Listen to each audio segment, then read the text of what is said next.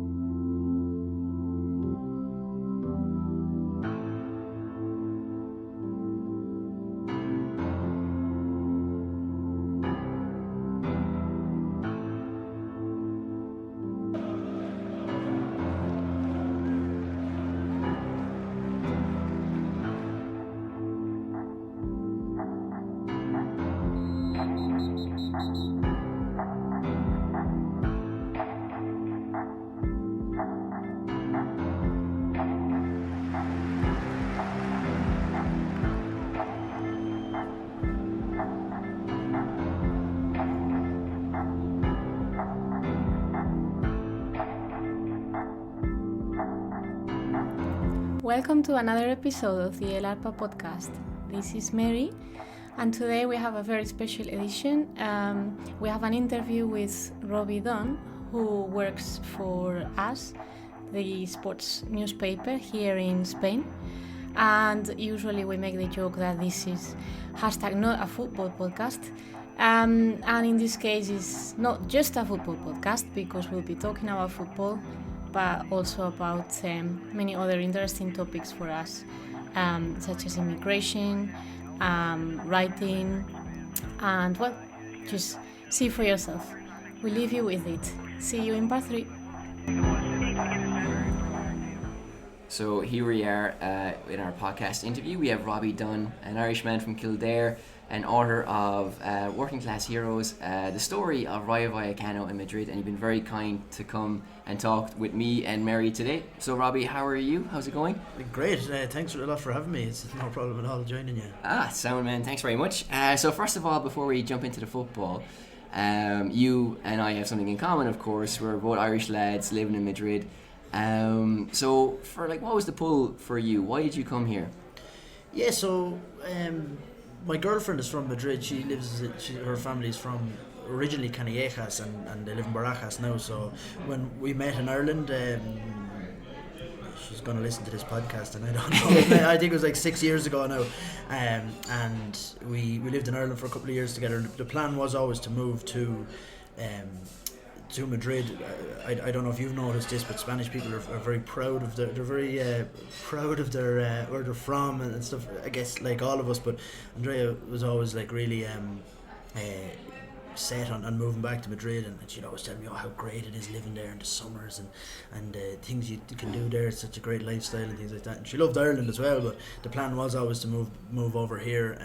And I was studying, so I had lived in America for a while, and I came home and I went back to college, studied journalism, and then by the time I finished, we were ready to go, and Andrea just moved here, and she had actually found us an apartment, and I came and joined her then, and the rest is history. Okay, that's a very good reason to come here. Yeah. The reason I came here is because it's the tail end of the recession, and right. all the people were leaving Ireland anyway, so I have a less romantic, more depressing economic reality reason for being here, but such is fate. But and your girlfriend, you mentioned, is Spanish, and yourself, you obviously can see both worlds as well. Yeah. Do you think there's a lot of similarities between the two countries? Yeah, I guess there isn't. I mean, there isn't. I'm the kind of person who look at stuff really. I don't know, almost like an atomic level, and I'd attach meanings to things, and I'd see it, and I'd be trying to kind of explain to my girlfriend about how I see, because I'm from the country as well, so I grew up in a small community, and even moving into a city, whether that's in Spain or Germany or America, it's slightly different. So I guess I attach a lot of meaning to that, and I say Spain when it could be any city, in that I don't know, people are more kind of into their own things. Like, whereas when I grew up in a community and it was way more way smaller and I guess just a small town, and so in that sense it's completely different for me. But a lot of the things, like I mean Spanish people and how close they are to their families and things like that, that strikes me as something very similar to what I would be used to back home and things like that. But for all the similarities, there's just as many differences in terms of sport, which is another reason why I came here. Like, I mean, obviously we have GEA and League of Ireland is starting to really pick up now, from what I can see on the outside. But here you've got, I mean, they're just absolutely sports mad. You've got every day of the week almost you can go and see a game. You have La Liga, Real Madrid, like an institution. You can go and see them playing basketball. You've got the whole rivalry between Barcelona and Real Madrid, and obviously then the summers is completely different, something that I'm just not used to whatsoever in terms of planning ahead. Like we aren't kind of sure when we're going to. You have to go abroad in order to have a vacation or a holiday. Whereas here you can drive down to Valencia it's a couple of hours away, and all of a sudden you're in the beach, and we go down to Malaga or things like that. And for me, that's one of the biggest differences as well. The sporting thing is an interesting comparison because you're right. You can see world-class basketball, world-class football. And soon we'll be talking about Rayo Vallecano. What do you think about the idea that maybe, because Spain has a lot of advantages over Ireland, but maybe the sporting life in Ireland could be arguably richer because you have more things like boxing, horse riding, as you mentioned, Liga as well, GA. And in terms of you can see Munster, who are like the Rayo Vallecano maybe of rugby, but they have that barrio neighbourhood support, but they're world class. And the same with the GAA, because it's world class in terms of their high level. Obviously it's just a exclusively Irish sport as well. So as a sporting fan, are there things that you miss from the sporting aspect of life in Ireland when you're here, even though obviously it's very enriching to be here as well talking about sports? Yeah, absolutely. Yeah, but I mean, and there's so many differences then with the sporting media as well. Like, Ireland's so small in that, and then you've got the likes of like the second captains and off the ball and things like that. And the sporting media is very rich, and they really dig deep down into the subject matter, and I find that fascinating. But also the thing about living in Ireland is Ireland and sport. It's almost, we're underdogs and we never expect to win. So say if you get for example, if you get Ireland and the rugby team, that's huge. Like, we're a small, tiny country of 5 million people, and I understand that not that many countries participate in rugby, and it's not that as competitive maybe as soccer. But like, then you get Spain and they expect to win.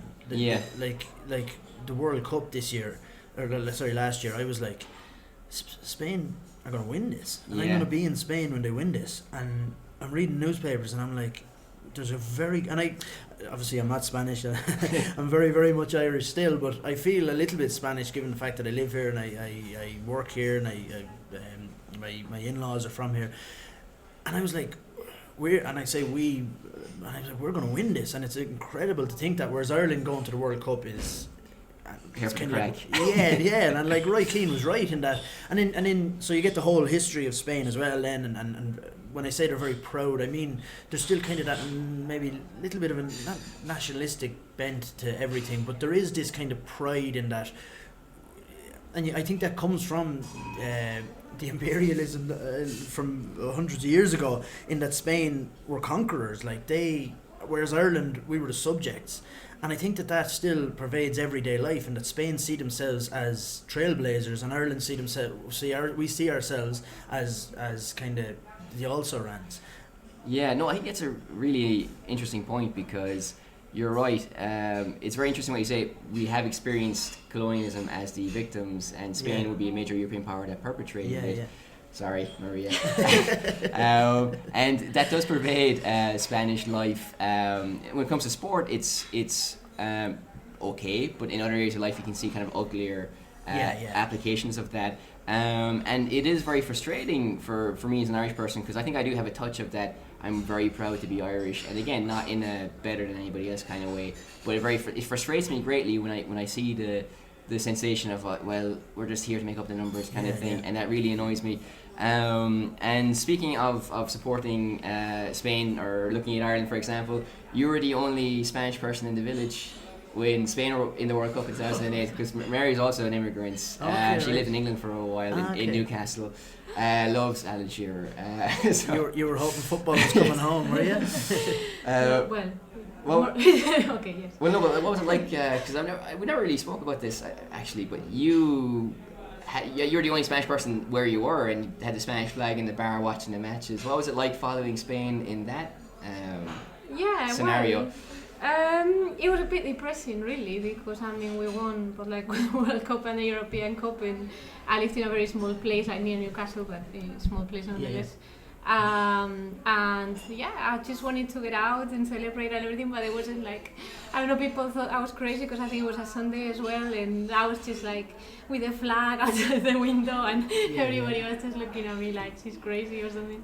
No, but it was fine. I met a couple of Spanish people in the bar, and then again, what you were saying, even for me it's a bit frustrating because, for example, there we even had a bit of a fight because about the flags, you know, they were saying, oh, why should Villa have the flag from Asturias and all this, and why should the Barça people have the... And I'm not bothered, like I'm really happy for people to express like their local identities. So so I think there's a bit of what you were saying, but I think there's also a lot of people I have to defend. Some of us that are not necessarily, you know, just proud of like only the national identity, but also local identities too. Absolutely, so that was my experience. I don't know. Well, I'd say though as well, like what could be like interesting as well is like when you talk about like Ireland's sporting legacy. It's always very dismissive in Spain. I think it's just like, well, what is it? What have you won?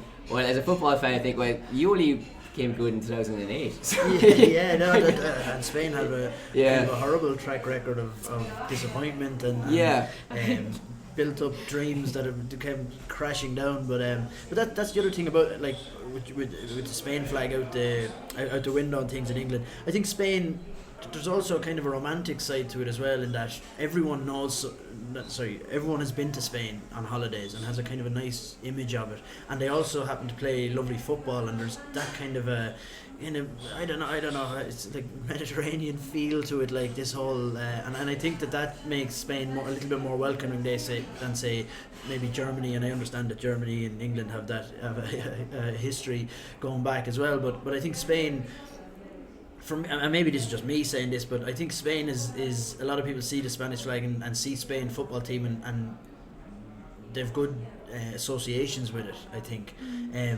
So it's probably a little bit easier living abroad when Spain are doing well in that sense.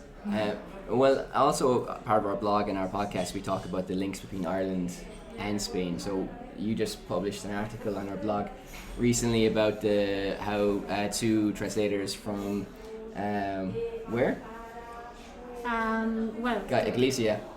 Juan Ramón Jiménez? Yeah. And he's from the south of Spain. Well, yeah, he was arrived in the 20s. And they translated, James Singe, the Irish playwright. Oh, yeah. About the Aran Islands and everything as well. Okay, so there's a whole canon of Irish work that's been translated into Spanish as well, and some of the stuff did eventually influence Lorca as well. So part of what we do as well is just kind of explore the very, very deep links that people mightn't be aware of between Ireland and Spain, because we think that really we actually have a lot in common as two nations, and Spain's a wonderful place, of course. And now, as an Irish person, you mentioned you feel a little bit Spanish and all those things. Do you ever see yourself going back, or even, because I know people who've been here for 30, 40 years and they support Spain, they support Real Madrid, and they've practically lost their connection to Ireland. They still go back for Christmas with their family and things like that, but for all intents and purposes, they're Spanish. And as much as I love Spain, I can never visualise losing the Irish part of myself. And of course there's no right or wrong answer, but what about, like, how do you see yourself plugging into this? And to be honest with you, I'm not sure. I mean, like I said, the summers here alone would keep you here. You get 4 months of good solid warm weather, and just planning for that, and given the nature of my job as well, I guess I do get to have a lot of downtime maybe during the summer, and you can work remotely and stuff like that, so I do get to go home quite often, so I never really lose that. But I mean, as I said, I lived in Chicago for 4 years, and I see people that have been there for 20, 30, 40, 50 years, and they still have that little kind of a hint of an Irish accent. So, but I notice, especially when I'm speaking to Spanish people and people who aren't from Ireland, I tend to speak a little bit more clearly. But when I go home, I'm talking to my dad and my brother and that, I go straight back into this kind of thick Midlands accent that. So when I come back, she's always giving out. She's like, you've come back with your accents. Exactly. So you never lose that. And I think, as I said in my book as well, and I feel really strongly about that, like the way those kind of things that you grow up with, obviously you can change and you can learn new things and stuff like that, but that identity that you have, it really does shape you, how you think and who you are, people you associate with, and things like that. That never leaves. So regardless of whether I think I'm Spanish or not, that'll always be there. And I felt that in when I was in Chicago, and I feel that now when to be honest with you, it could be 10, 15, 20 years, and I'd never lose that. Okay, very interesting. We I've been trying to make her more Irish because we've been doing an Irish course online. That's great. That's great. Yeah, nice one. But I have to say, you're progressing more than I am. I put more hours into it. That's also true. It's a sad thing in that like people that we don't speak Irish. I think it's absolutely. You lose so much when you lose your language, and what's also interesting is because in the article that Maria published, it was on the Aran Islands, and it was a play that was very much written in the style of the vernacular of that town, and then they translated using not Galician, but Southern Spanish kind of idioms and phrases like that, and it kind of tells so much about the culture as well. Not even just like an Irish culture, but like a specific culture in that country as well. So, but anyway, so enough grilling you about why you're here. So we'll talk to you about football as well. So you are a football journalist. You work for AS. I have experience before at Marca as well. So you cover Spanish football, of course. And as I mentioned in the intro, you've written a fantastic book about Rayo Vallecano called Working Class Heroes. One thing that really I love, because I saw this in an interview on YouTube, you said you wrote this book because you went into a bookstore and you're looking for a book that didn't exist, which is such a beautiful way of expressing that. Can you kind of describe more about the genesis of the idea and how it came about, even coming in contact with the publishers and things like that? Yeah, coming into contact with the publishers, I'd be a very impulsive kind of person. So I remember like years ago, before I'd ever started writing, because I studied computing years ago when I went to college, and I'd never been I was always creative or had a creative mindset, but I just never really knew that I wanted to write. And I don't know, like I studied English in school, and I was okay at it, and I liked it, had a good teacher, but never really saw it as an avenue, and it's something that kind of gets to me now, because it is an avenue, like, and that, I guess. And obviously I had to go through all these steps to Chicago and all that to eventually become a writer and see myself as some kind of a writer. But my mother said to me, maybe I think it was like 5 years ago, before I'd even written a word on a page, and she had said, I think you're going to write a book someday. And we were laughing. We were like, what are you on about, man? Like what does that even mean? This is before. And she turned out she was right. Like, I don't know what it was that she saw, but I guess I was always fascinated by the creative process, I guess, even if it was something that was kind of subconscious for a long time. But in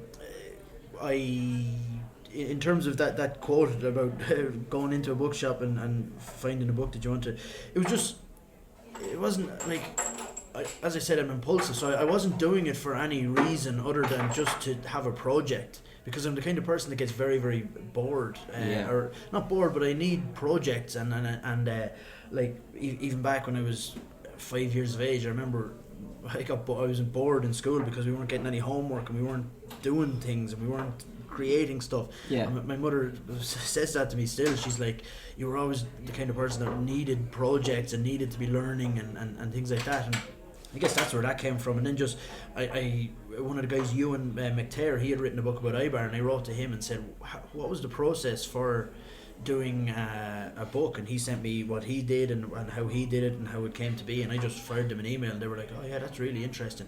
And this is at a time when I hadn't got a clue about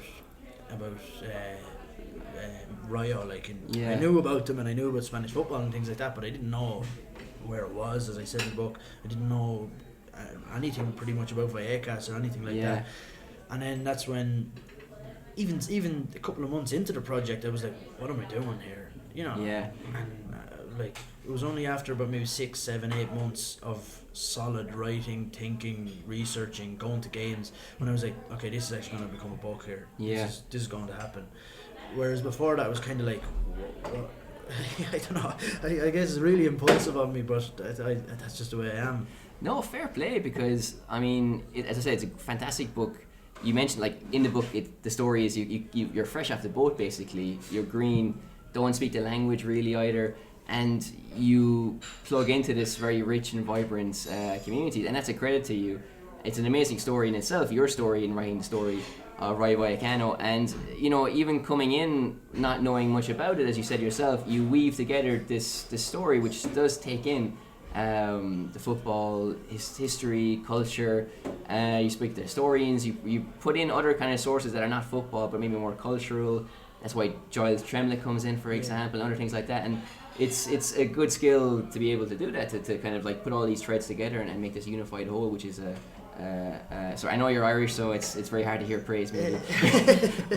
but basically it's a credit to you, you know. Oh no, thanks. Yeah. But that's actually what I was trying to go for, because it wasn't like I wasn't writing it from the point of view of an expert, because I wasn't one. And you can't fake that. So I was kind of like, okay, let's kind of go on this is a journey for me, so maybe someone reading it can think the same and go somehow go on the little kind of journey together. Yeah. Like, oh, I didn't know that, and I can tell by him writing this that he's learning that as well. Yeah. Because like people I interviewed, like, they were experts in the subject, and I'd ask them questions that maybe they hadn't broached in a very long time or hadn't even really thought about, and they'd be like, I never thought about that, but and then they think it through, and they're like, that's a pure novice question that an expert doesn't think about, because it's a different way of thinking, I guess. Yeah, but they were generous with their time though, and they never said, oh, I mean, come on, that's a silly question or anything like that. No, not at all. No, people just tend to be very, very nice. Because the reason I mention that is because I've done a lot of interviews as well, and most of the time it's been very positive as well. But once I remember, and I'll tell you who it is after the podcast. Yeah. But it's that sensation is just like, well, don't ask me that. That's a stupid question, and it just really shuts down the exploration and everything as well. And also, what did I want to say? You mentioned as well that writing can be an avenue, and in our last podcast, we interviewed a guy called Gavin Greenaway, who's a composer, and we were commenting on how the arts, in Ireland, for example, in the Leaving Cert, history has been taken off the senior cycle. It's not a core subject anymore. You can do it as a voluntary subject. And how a teacher in England, Gavin told us, said, what's the point in music? There's no point in studying artistic or creative things. But, he said you can get a job, you can earn a living, so it's a very fundamental part of who we are. And based on what you said, I imagine you probably feel the same way, that these creative pursuits, not only can they make you gainfully employed, but also that they're important in many senses, no? Yeah, absolutely. I mean, I didn't actually know that. Yeah, my brother's a secondary school teacher at home, and I didn't know that. But yeah, that's the thing, and I guess it's something that I would. It's a kind of a gripe that I have with teaching and the educational system, in that you're not told that there are these possibilities, because, as I said in the book, if you're and I really and truly think this, if you're passionate about something, you can find a way to do it. And I mean, I don't know, maybe it's not going to be a conventional route, it's not going to be linear, your wealth isn't going to, or your pay packet isn't going to rise in a linear fashion maybe, and there's going to be downs, and there's going to be a struggle, and there's going to be setbacks. But if you're truly passionate about something and want to learn about it, you can make it happen. It's something that I didn't get from my schooling experience, and it was tailored to a very, very set mindset, I guess, in that this kind of rote learning, and innovation comes from a mixture between kind of that rote learning and critical thinking, and that mixture of the two, where you can mix 7 or 8 different disciplines and with a little bit of creativity, and when for example, football and society, and when you know both of those things very well, and then you're sitting at home thinking about it, and you're like, okay, there's something in this, and that's where innovation happens. Like, and I just didn't get that from my schooling experience. Even when I went back to college, there was a very rote learning, and people were the people who did the best in my class were capable of and obviously highly intelligent people too. Like, I'm not saying anything's wrong with that, and the world needs those kind of people, maybe even more so than me, the likes of me. But there is a different kind of thinking. There is a different kind of, and obviously we know that there's different kind of learning, visual learners and things like that. But I just feel like, and I guess it's hard to distinguish it, like, between those kinds of people. And I guess in school I would have been seen as someone who was maybe very hyper, and I couldn't relax, couldn't sit down. And I went to as part of the GPA, I was playing with Kildare for 1 year, and the GPA, the Gaelic Players Association, have absolutely brilliant setup for people who don't really know what they're doing. They've got different things like that. And I went to see a guidance counsellor, and I had to do it's like a Myers-Briggs test. And I had to write down all these questions and answer all these questions, and it's the kind of test where you can't really lie. It catches, not that you want to lie in one of those, but even if you're subconsciously lying, you don't know what you're saying, it catches these things.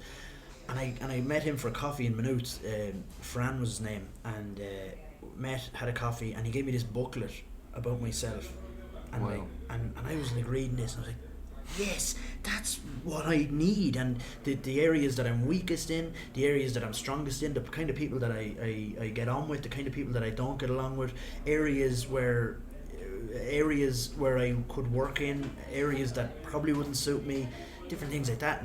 And that alone, that book was kind of like a turning point for me. Like, it was maybe 30 pages or something with graphs and things like that. And I was reading it going like, this is who I am, and it was told me more about myself than I had learned in 28 or 9 years prior to that. That's incredible. It seems like a very progressive way of doing it, which I guess would be different from how it's traditionally been done. And I don't know, in Spain, is it similar? Because I had the same experience in Limerick as well. I mean, in Spain, growing up in Madrid, I mean, is it by rote? Is it passion killing? I think here by default everything is focused more on science. Okay. And I remember at school, I mean, I had pretty decent grades and I just wanted to do like humanities, and the headmaster was saying to my dad, just don't allow that, because it's a complete waste, and she should just do engineering or something like that. So I think at least maybe, well, I want to think things are changing, but I don't think so much. But certainly for my generation, humanities or creative things like you're saying were a bit of a waste, I think. But do you not have ethics in Colegio? Do you not have like an ethics or philosophy class? We do have philosophy, and well, some schools. Okay, when I was at school, everybody had religion, and now you can choose religion or ethics. Okay, yeah. See, we didn't have anything like that.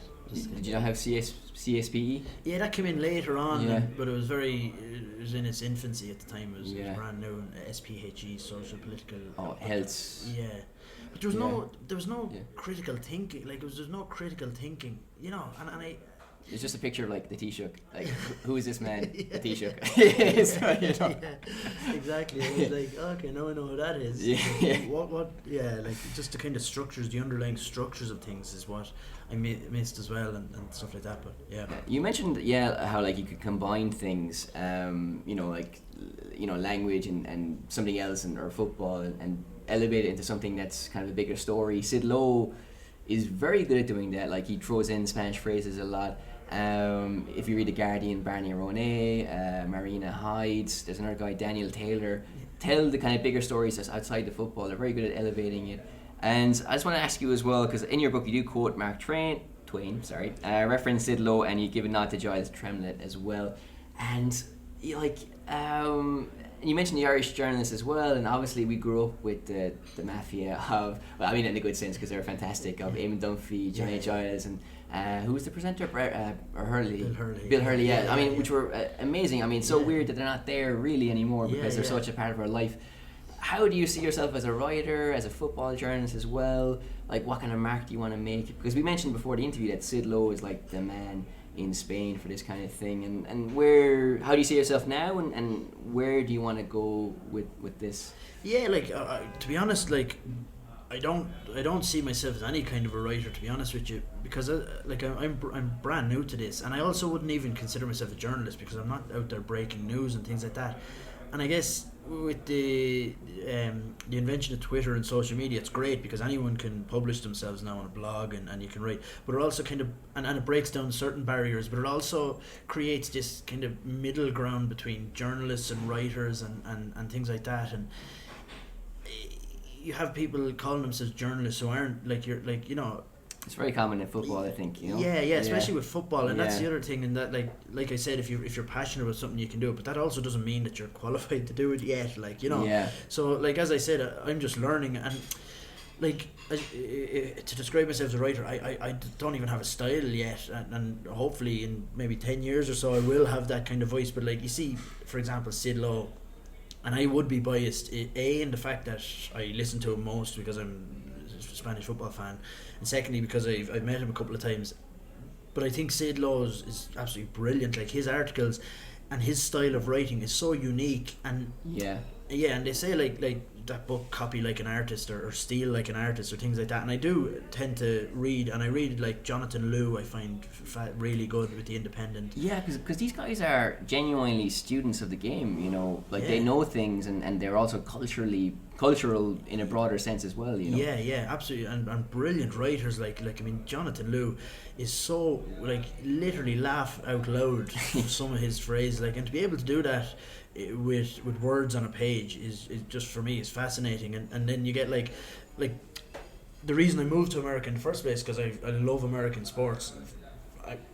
Soccer, well, I don't know, GA, I don't know what my first love was, but American football is definitely up there. Like, I remember watching it. We got Sky Sports in I think it was like 2000, and it was a February, and it was just a week before the Super Bowl, and I saw an ad for this American football, and it just, I'm fascinated by the Midwest in America, that culture, Americana, that kind of music and that kind of whole thing, and I just fell in love with watching American football on a Sunday night. Like, my mates they laugh, like, because we'd always be hanging around with each other, but on a Sunday night at 6 o'clock, don't even try and contact Rob because he's gone. He's going to be watching American football, and I used to call, and I don't know why I did this because I could read it online, but I used to go and buy the USA Today on a Monday and read the stats about the players. And I don't know where that's from, but I just absolutely love American football. That was one of my first proper loves. So I read a lot of and basketball writing, and like the likes of like David Halberstam wrote the breaks of the game. He followed around the Portland Trail Blazers for a year, and just one of the best books I've ever read. Yeah, American sports writing is elevated into something that's more than the sport. It is like a whole other level of appreciating the sport.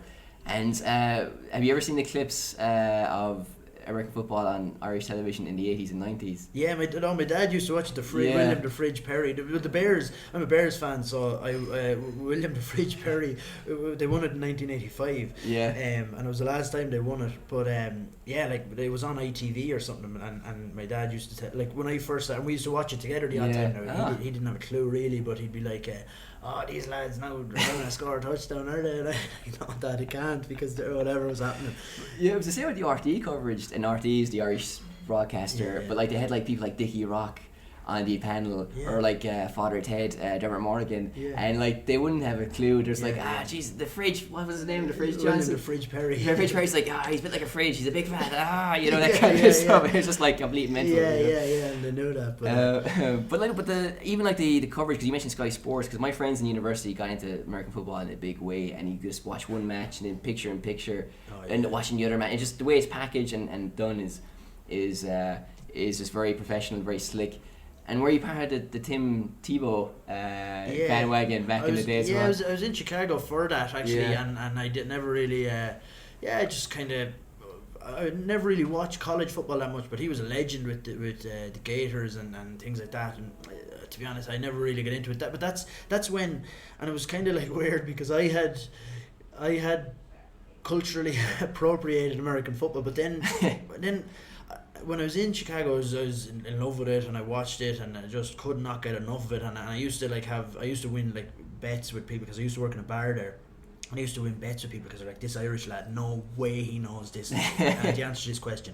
And I remember there's a kicker called Martin Grammatica, and just some kicker from years ago. And this lad, he thought he had me cornered, and he asked me a question, and I said Martin Grammatica, and he could not fathom how this lad from Ireland, fresh off the boat, knew the answer to this question. I was like, no, I used to watch it religiously. It was the first thing I would say I ever became obsessed with. And anyway, I just absolutely loved it, and I guess that's how I started. I used to read a lot of the articles then, and that would have been my first introduction to, because I wouldn't have read the papers when I was younger, like and things like that in Ireland, so I never really got into that, and it would have just been more about playing as opposed to reading about it. But I read about American football, then I kind of started watching NBA and things like that, and that would have been my introduction. And actually my thesis in college was the difference between European sports writing and American sports writing, and that kind of, because it's more of a cultural phenomenon in America, and they kind of treat it as such, entertainment almost, whereas in Europe it's different. And I tried to get to the bottom of that. I don't think I did very well in the end, but at least I was asking the question, like, you know. Was it a capitalist thing? I guess that's obviously part of it, and it makes it more fair, the games. Like there's more socialist systems, like the draft and salary caps. Yeah, that's the thing. That's a strange thing about American football. You have that, which makes it very pure. Yeah. Like in a way you don't have in football, for example, the difference between Real Madrid or an Ibar. But then they could move the franchise to Miami from Oklahoma or something like that, and then you don't have a team, you know? Yeah, a lot of the some of those 30 for 30 documentaries with Bill Simmons and that, there was about teams moving, and it's just weird. They literally call them franchises, and it's just strange. Yeah. And you get that. So obviously there is that kind of capitalistic thing. But in terms of sports writing, I'm not really sure. But it would have started, I guess, with what was the guy's name? I can't think of it. He wrote The Four Horsemen was the name of his. It was. The Buccaneers or. Grantland Rice. It was, Grantland. Grantland. Bill Simmons' website. Grantland Rice was one of the first sports writers, and I guess that's how it started. And that would have been like there's a guy called Brian Curtis who I interviewed for the thesis, and he writes a media column for The Ringer, which is Bill Simmons' news site, and he speaks about that kind of golden age of sports writing. And then you get like Hunter S. Thompson, who went to the Kentucky Derby and wrote about that from a cultural standpoint, whereas you wouldn't have gotten that. You kind of getting that more now, and you get more kind of football magazines, culture magazines. You get like Mundial, the Blizzard with Jonathan Wilson and things like that. But there's also this kind of sanctity in terms of sports. There's only so much you can write about because you don't know. Whereas in the NBA and things, they write about what the coach was doing and what they think he was doing. Whereas there's this kind of and media have way more access. So journalists go into the dressing room in the NBA and talk to players, and they're hanging around them, and the players understand that we need the media, and the journalists know that they're needed. So there's way more access.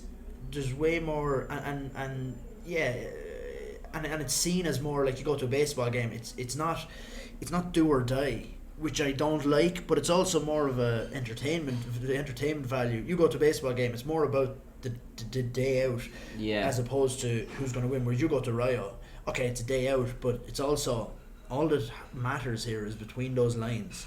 Do you know what I mean? Yeah, I understand, which is strange because Eamon Dunphy wrote a book called More Than a Game. Yeah. And he's like, okay, we were not good players, or we didn't have a hope of doing anything, but as long as you leave everything on the pitch, there's like an honour in that. There's a value you give to your life. And personally, I find it hard to wrap my head around like that aspect, where maybe in baseball, it's not do or die, as you mentioned, and you just think, what's the point? But if it's just for fun with your friends, then fair enough. And maybe when they watch the NBA or the football in another part of the season, it is a bit more intense because But I guess you get the diehard fans. Yeah. And then you also get, I'd say maybe 70% are just there for entertainment value, whereas in soccer it's kind of maybe flipped, so 70 or 80% are there, maybe even more, 90%, 95% are there for my team. And then that's what you get when they're franchises, when it's business, and you get players like, say, Kevin Durant this year in the NBA. He's leaving for more money, and there's no hostility towards him. It's a business, and they say that, which in a way is refreshing in that it's honest, but then, because it's like that in soccer, but then there's also this kind of thing where because clubs grow from the community, so there is that underlying identity you have, whereas say, for example, the Toronto Raptors literally was created as an expansion franchise in I'm not entirely sure when, but like not that long ago. So they literally created. So you're just creating a business, and you're asking people to have a link to that, and you have to create that link. Whereas at Rio, it's there. It's or any other team, it's there. And from since 150 years ago, or sorry, 100 years ago. Yeah, and like you mentioned, because you have that link already there. And speaking about Rayo and Spanish football in general, we're going to see more and more at the Copa del Rey in Morocco, or maybe in El Clasico in Saudi Arabia. And what they'll say is that this is for our fans globally. And of course, I do believe that they are passionate fans in other countries, of course, and would love to see those teams play. But what do you think of that phenomenon as well, of having a Barca Madrid game in another continent? Yeah, no, I guess, like, I have this discussion a lot with my editor, and he's just like, it's a global, it's a local game. Football is a local game, and no matter how big it gets, which it seems to be increasing exponentially, but it's a local game. Nobody really cares about Real Betis. Yeah. Other than the people that are from there, and I don't think they ever truly will. And I know it's kind of a controversial subject, because someone in Miami or wherever, Chicago, Real Madrid fans since birth, are they a real fan? Any less? Are they a real fan, or are they any less value to someone who's from there and who relates to that? I mean, as far as and see, this is the thing. People say, "Oh, you have to keep up with the Premier League," but you don't. Well, it depends on how you're looking at it. Are you looking at it from a business point of view? Because within a capitalistic system, it just has to be continuous growth, and it can never slow down, or else you're failing. Or are we looking at this as an organic football league that we want to make as competitive and as fun for the people who watch it? Yeah. And I guess if you're like, there's this also, if you're not growing, there's a certain amount of kind of entropy there, and you're losing market share and things like that. Yeah. But it depends on how you look at it. From a business point of view, yes, it has to go to Miami, but that can't be how you. And it is a struggle. Like, I think it depends on how you grow it, because you have like a lot of clubs like Madrid who don't want to play Spartak Moscow in the Champions League because they won't get a lot of TV money.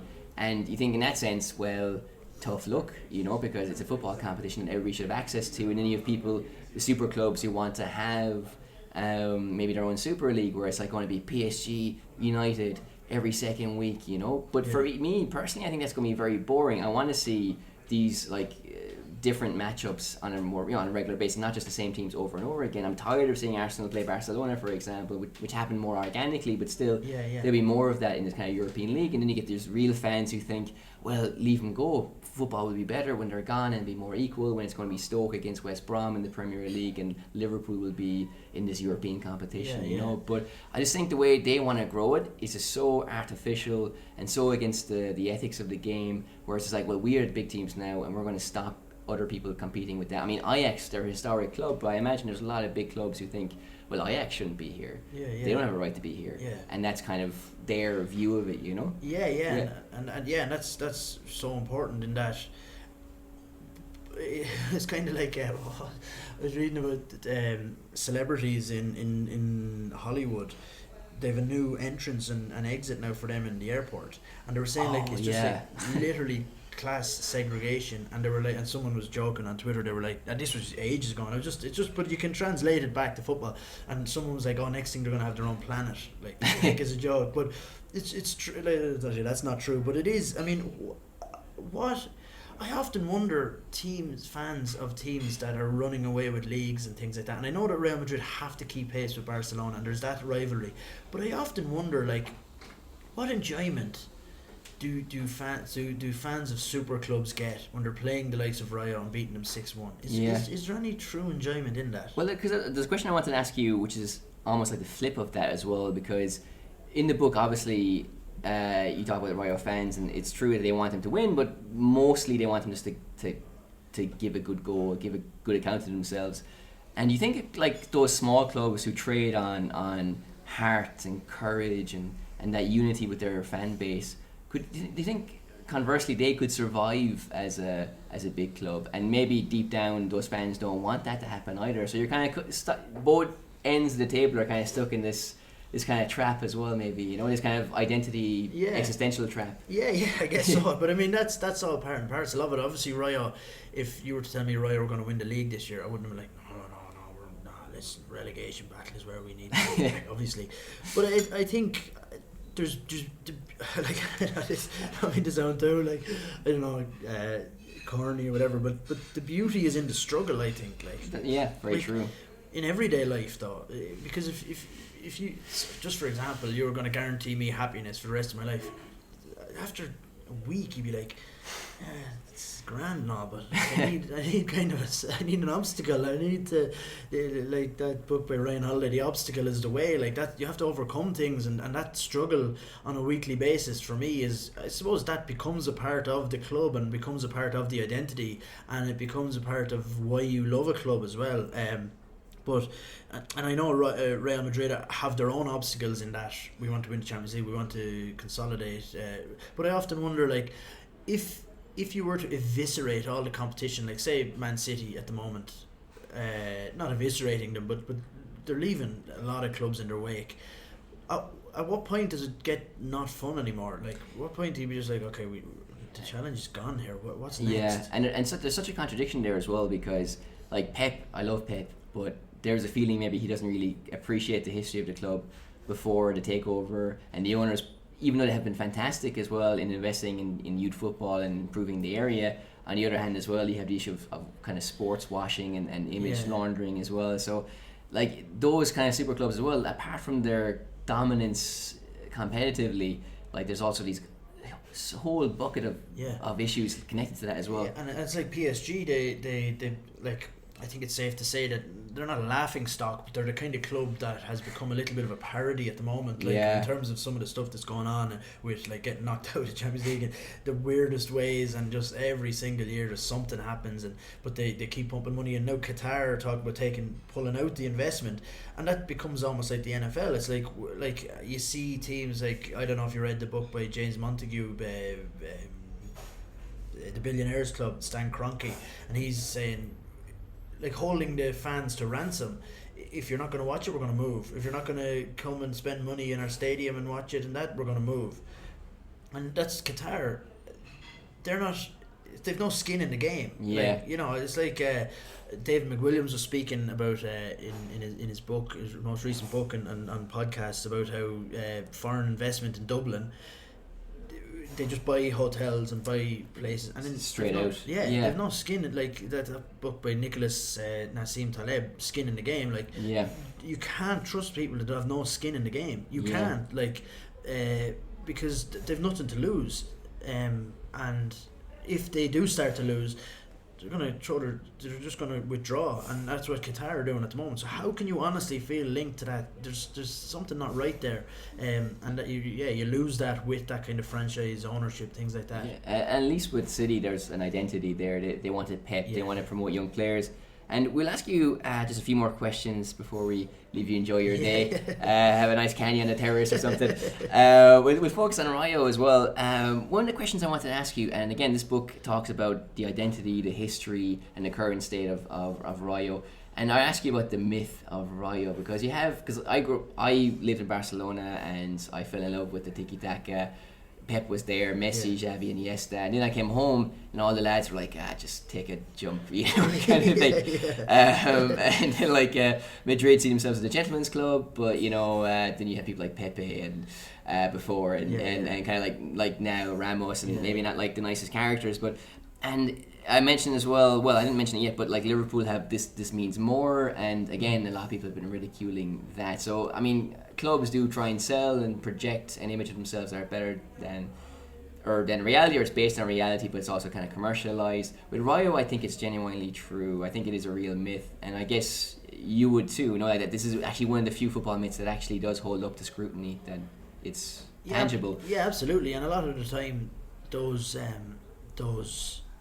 identities are created by marketers and things like this. So a lot of these tifos now have said, oh, look at that. I'm like, that was created by a graphic design team.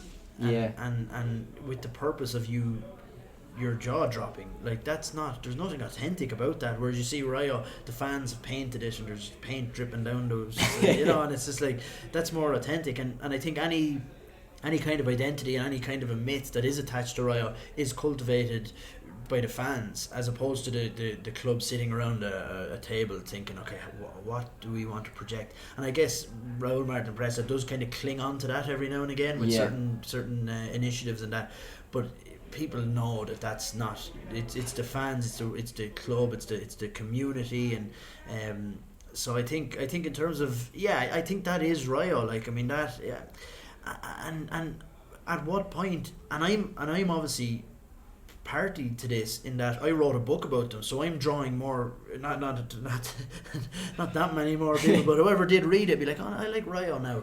At what point am I complicit in making them a bigger club? And not me personally, but at what point, like, do you want to say, okay, that's enough now, like, we want to remain authentic? So I think, like, getting relegated and things like that, it's kind of like a cleansing experience, I guess, in that it kind of makes them more, it like, the fans that were there previously are gone now, and it's more of an authentic kind of, right, let's start again from scratch.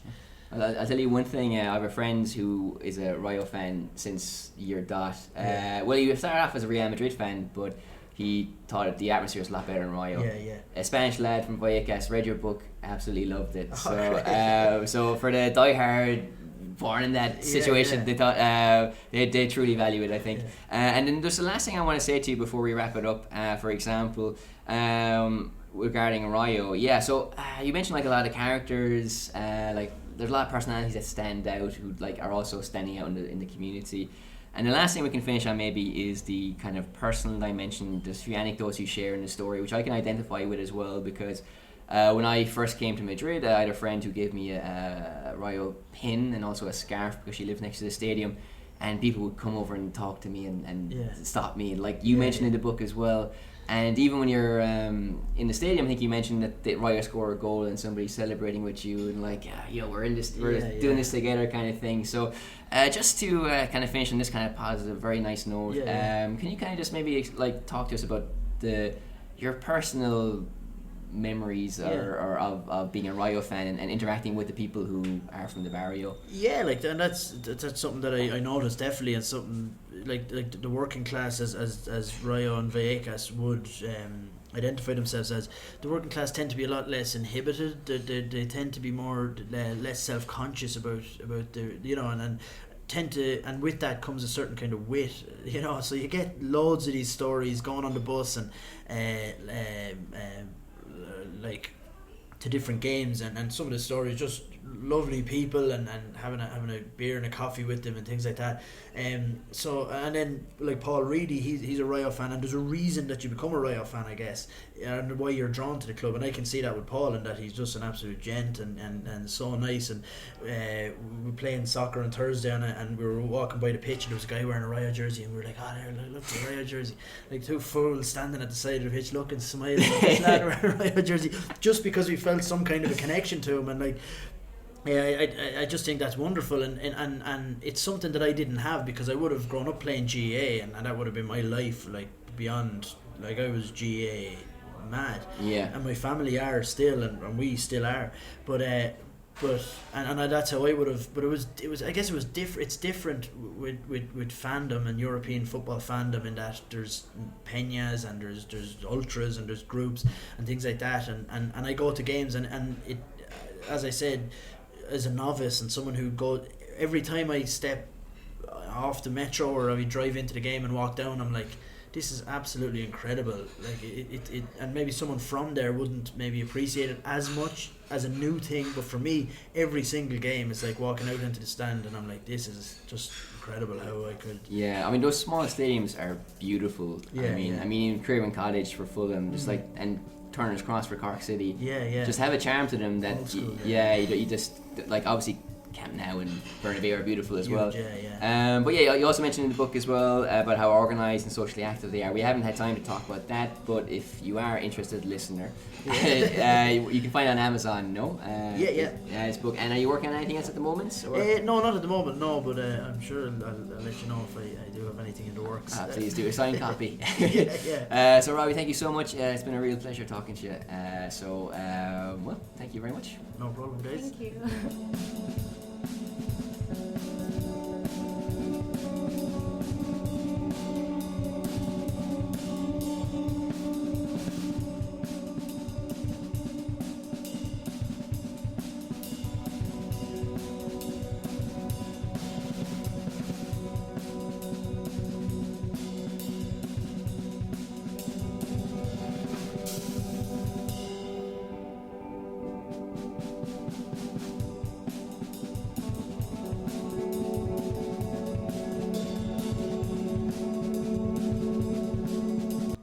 So that was our interview with Robbie. We hope you enjoyed it and enjoyed listening to his insights and thoughts on a variety of topics. And remember, you can listen to all our podcasts on Spotify, iTunes, Deezer, and many other platforms. And you can also find us on Instagram at ELARPA and on Twitter at ELARPA1 and on our Facebook page, ELARPA Media. And you can check out our blog, irishsliceofmadrid.com as well, where we will also be posting a blog version of this interview. And you have a lot of interviews to look forward to in the next couple of months, because we have a few surprises ready for you that we will be revealing in due course. So thank you so much for listening, and see you next week. The Ep26 Podcast, the home for cultural chit-chat in and outside Madrid. People will talk.